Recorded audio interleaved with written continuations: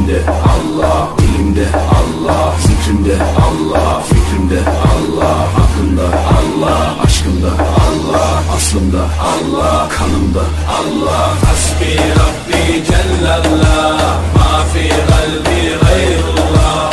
Nur Muhammed sallallahu, la ilahe illallah.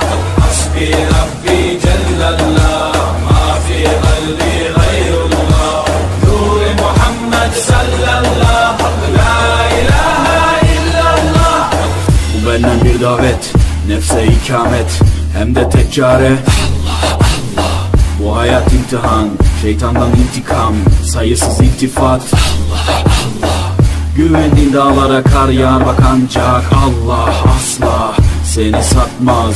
Düşünce kalkmalısın, şükürle kalmalısın, desin hep kalp atışın Allah.